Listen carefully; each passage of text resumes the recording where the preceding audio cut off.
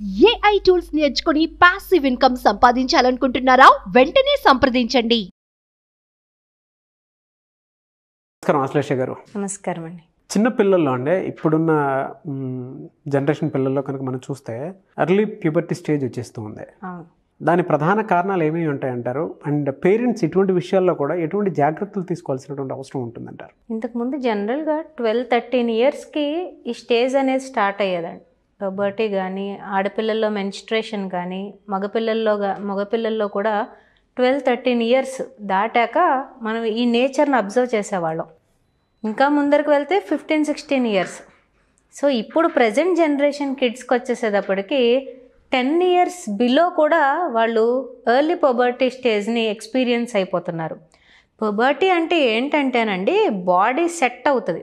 దేనికి దాన్ని platform ready చేసుకుంటుంది అంటే సెక్షువల్ ఓరియంటేషన్కి, రీప్రొడక్షన్కి కూడా బాడీని రెడీ చేసుకుంటుంది. మరి ఎప్పుడో 15-16 ఏళ్ల వయసులో జరగవలసింది 8, 9, 10 ఆ సంవత్సరాల్లో జరిగిపోతుంటే పిల్లలకు ఆ మెచ్యూరిటీ లేక, పెద్దవాళ్ళకి బాడీలో ఏం జరుగుతుందో తెలియక సైకలాజికల్గా చాలా సతమతం అయిపోతున్నారు. అంటే బాడీలో ఫీలింగ్స్ అనేవి స్టార్ట్ అయిపోతున్నాయి, హార్మోన్స్ అనేవి చేంజ్ అయిపోతున్నాయి. ఇప్పుడు మార్కెట్లో మనం ఫ్రూట్స్ని చూస్తాం కదండి. అవునండి. చూసినప్పుడు మీరు ఏదైనా సూపర్ మార్కెట్లో కానీ మార్ట్లో కానీ చూసిన ఫ్రూట్స్ ఎలా ఉంటాయి? షైనీగా అవును ఇలా ఉంటాయండి. మనం వాటిని చూడగానే టెంప్ట్ అయిపోతాం. అవును. నార్మల్గా రైతు బజారుల్లోనూ రోడ్ సైడ్ చూసేవి ఎలా ఉంటాయండి? లెఫ్ట్ సైడ్లో ఉన్నట్టు ఉంటాయి. ఇలా ఉండాలి. ఇది న్యాచురల్ ప్రొడక్ట్. అవును. ఇది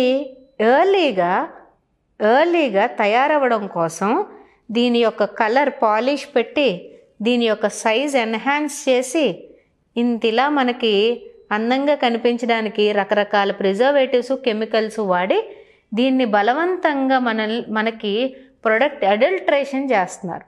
అవును, అడల్ట్రేషన్ అంటున్నామండి. ఇప్పుడు ఏమవుతుందంటే పిల్లల్లో కూడా వాళ్ళు అవ్వవలసిన వయసు కన్నా త్వరగా ఎందుకు అయిపోతున్నారు అంటే, ఫస్ట్ థింగ్ ఫుడ్ హ్యాబిట్స్ అండి. ఎక్కువ జంక్ తినేస్తున్నారు. అవును. జంక్ తినేయడం వల్ల ఏమవుతుంది అంటే, ఆల్రెడీ అందులో చాలా ప్రిజర్వేటివ్స్ ఉంటాయి, చాలా కెమికల్స్ యాడ్ అయి ఉంటాయి. అది వాళ్ళ ప్రభావం ఫిజియలాజికల్గా, సైకలాజికల్గా 2 ఆస్పెక్ట్స్లో కూడా పిల్లల్ని అది చాలా హాని చేస్తుందండి. అండ్ ఇంక్రీజింగ్ వెయిట్, మీరు ఇప్పుడు చూస్తే 10 సంవత్సరాల పిల్లోడికి 15 సంవత్సరాల పిల్లోడికి మనం డిఫరెన్స్ చెప్పలేకపోతున్నాం. ఒబిస్ అయిపోతున్నారు. ఎప్పుడైతే ఫుడ్ డైటరీ హ్యాబిట్స్ మారిపోతూ ఉంటాయో, ఫీలింగ్స్ అండ్ ఎమోషన్స్ కూడా డైరెక్ట్ ప్రభావం ఉంటుందండి. మీరు చూడండి, కంట్రోల్డ్గా ఫుడ్ తిన్న పిల్లల యొక్క బిహేవియర్ వేరేగా ఉంటుంది. అన్కంట్రోల్డ్గా ఎంత తింటున్నారో తెలియకుండా ఏది పడితే అది తినేసే పిల్లల యొక్క బిహేవియర్ వేరేగా ఉంటుంది. మసాలాలు, కారాలు ఎక్కువ తినే పిల్లల యొక్క బిహేవియర్ ఒకలా ఉంటుంది. నామినల్ టేస్ట్లో తినే పిల్లల యొక్క బిహేవియర్ ఒకలా ఉంటుంది. ఈ జంక్లో ఏమవుతుంది అంటే సాల్ట్, చిల్లీ పౌడర్ ఇలాంటివన్నీ కూడా ఎక్స్ట్రీమిటీస్లో వేసేసి మళ్ళీ దాని యొక్క టేస్ట్ని నార్మలైజ్ చేస్తారు. దానివల్ల కెమికల్స్ అన్నీ కూడా పిల్లల బాడీలో ఎఫెక్ట్ చూపిస్తున్నాయి. ఫిజికల్ యాక్టివిటీ ఏది? స్పోర్ట్స్ లేవు, ఫిజికల్ యాక్టివిటీ లేదు. ఆ ఫోను 4 గోడల మధ్య ఉంచేస్తున్నారు. బాడీకి ఎక్సర్సైజ్ ఉండట్లేదు.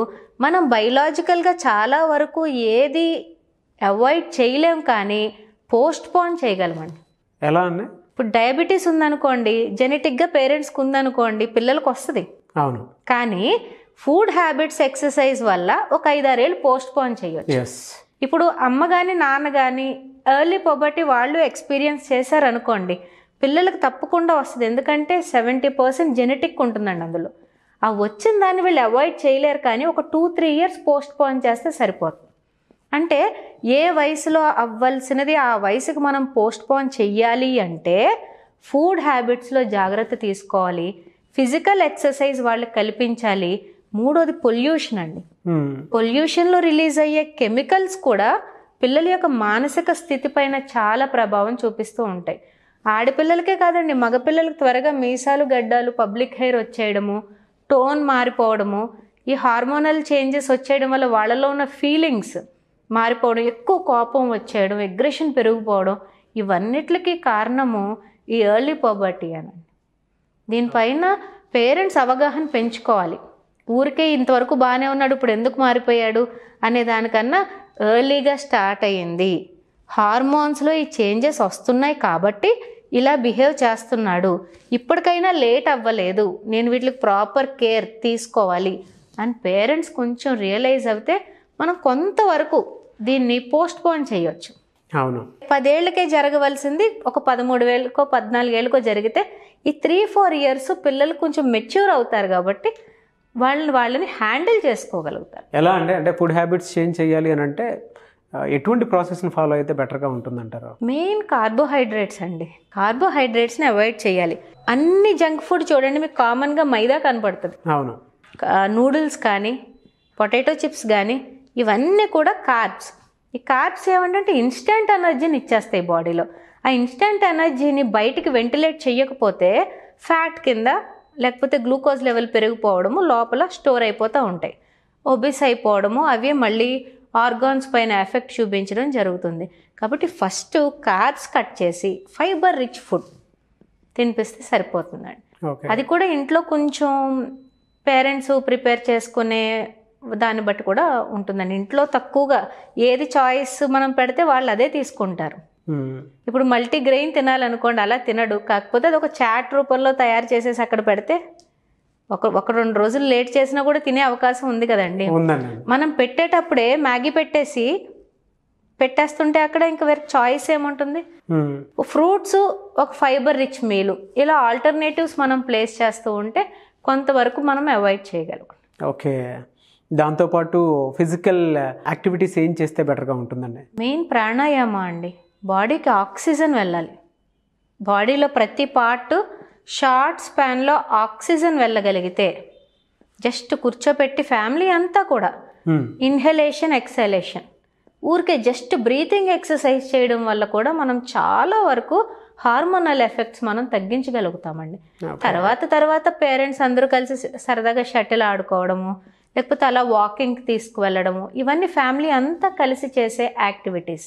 బాండింగ్ పెరుగుతుంది, చాలా విషయాలు అందరూ మాట్లాడుకోవచ్చు, కమ్యూనికేషన్ అనేది పెరుగుతుంది, చాలా మంచి రిజల్ట్స్ ఉంటాయండి ఫ్యామిలీ అంతా కలిసి ఒక్క ఎక్సర్సైజ్ ప్రాక్టీస్ చేయడం వల్ల. ఇందాక మీరు ఫీలింగ్స్ అన్నారు కదండి? అవును, సెక్షువల్ ఓరియంటేషన్ అని చెప్పేసి ఒక్కొక్క వర్డ్ యూజ్ చేయడం జరిగింది. దాని ప్రభావం ఏ విధంగా ఉండే అవకాశం ఉంటుందంటారండి వీటి మీద? వాళ్ళకి ఆడపిల్లల్లో అయితే ఈస్ట్రోజన్, మగపిల్లల్లో అయితే టెస్టోస్టెరాన్, ఈ హార్మోన్స్ అనేవి ఈ స్టేజ్లో నుంచే ప్రొడ్యూస్ అవ్వడం మొదలు పెడతాయండి. అందుకే మనం పబర్టీ స్టేజ్ అంటాం. బాడీ రెడీ అయిపోతుంది, మరి అవి రిలీజ్ అయ్యేటప్పుడు న్యాచురల్ హ్యూమన్ టెండెన్సీ ఆపోజిట్ జెండర్ని అట్రాక్ట్ చేసుకోవడము, ఆపోజిట్ జెండర్పై థాట్స్ రావడం, ఇవన్నీ ఒక న్యాచురల్ టెండెన్సీ. అందుకే చూడండి ప్రెగ్నెన్సీ టైంలో కూడా ఫర్టిలిటీకి కొన్ని డేస్ మెన్షన్ చేస్తారు. అంటే మెన్స్ట్రుయేషన్ పీరియడ్ అయ్యాక ఈ 14th డే అని 12th డే అని మెన్షన్ చేస్తూ ఉంటారు. ఎందుకంటే బాడీలో అవి యాక్టివ్గా ఉండి మనలో ఒక టెండెన్సీ హై రేంజ్లో ఉంటుంది కాబట్టి పిల్లల్లో కూడా ఆ టైం వచ్చేటప్పటికి ఆ 12th డే 14th డే వచ్చేటప్పటికి వాళ్ళ హార్మోన్స్ అనేవి హైగా ఉండి వాళ్ళు చాలా మంచి మూడ్లో ఉంటారండి. మూడ్ అప్లిఫ్ట్మెంట్ అనేది అప్పుడు జరుగుతుంది. అది జరిగినప్పుడు వాళ్ళకి ఆటోమేటిక్గా వాళ్ళకి తెలియకుండానే దృష్టి పక్కకి వెళ్ళడం జరుగుతూ ఉంటుంది. కానీ పిల్లల్ని ఎడ్యుకేట్ చేసుకుంటే ఇలా బాగా హ్యాపీగా ఉన్నప్పుడు వాళ్ళకి హై ఫోకస్ ఓరియంటెడ్ యాక్టివిటీస్ అలవాటు చేసి వాటి వైపు డైవర్ట్ అవ్వకుండా కనుక మనం ట్రైన్ చేసుకోగలిగితే చాలా వరకు ఈ లవ్లో పడిపోవడాలు, కొన్ని తప్పులు చేయడాలు, అలాంటివన్నీ మనం అవాయిడ్ చేయొచ్చు. అదే టైంలో ఈజీగా ఆడపిల్లలు కానీ మగపిల్లలు కానీ వేరే వాళ్ళ ఇన్ఫ్లుయెన్స్లోకి వెళ్ళిపోతూ ఉంటారు.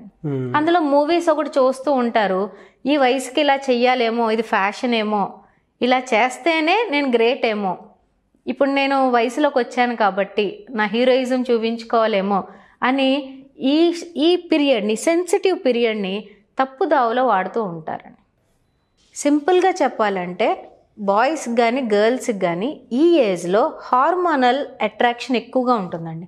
అంటే నార్మల్గా పనిచేసేవి కన్నా కూడా హైప్లో ఉంటాయి అవి. వాటిని కంట్రోల్ చేయడం వాళ్ళ తరం కూడా కాదు ఒక్కొక్కసారి. కానీ మనం ఆ ఎనర్జీని ప్రాపర్గా మొబిలైజ్ చేయాలి. మొబిలైజ్ చేసుకోగలిగితే సరిపోతుంది. Thank you so much Ashlesha garu. Thank you. Suman టీవీలో మీ పర్సనల్ అండ్ బిజినెస్ ప్రమోషన్స్ కోసం కింది నెంబర్కి కాంటాక్ట్ చేయండి.